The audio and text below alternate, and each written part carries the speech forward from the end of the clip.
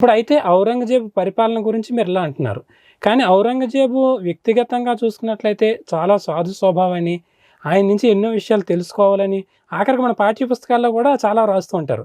అంటే కుటుంబ పరంగా చూసుకుంటే, అంటే తండ్రిని పూజించడంలో కానీ, అన్నదమ్ములతో ఉండడం విషయంలో కానీ, కుటుకుల విషయంలో కానీ, అసలు వ్యక్తిగతంగా కూడా ఔరంగజేబు అంతటి సాధు స్వభావం అండి? చాలా కిరాతక స్వభావం. నిజమా? తండ్రిని జైల్లో పెట్టాడు కదా, జైల్లో పెట్టి తల్లి చచ్చిపోయినప్పుడు కూడా వాడిని బయటికి రానియలేదు. అఫ్కోర్స్ జహంగీర్ బతుకున్నప్పుడే అతని భార్య చనిపోయింది, అతను మళ్ళీ పెళ్లి చేసుకోవడం జరిగింది. అతనికి అనేక మంది భార్యలు ఉండేవాళ్ళు. వీడు ఆయన తీసుకుపోయి జైల్లో పడేశాడు తాజ్మహల్ని కట్టాక. ఎందుకు వెళ్ళలేదు, వేసి జైల్లోంచి కిటికీ పెట్టి కిటికీలోంచి నువ్వు తాజ్మహల్ చూసుకోమని చెప్పాడు.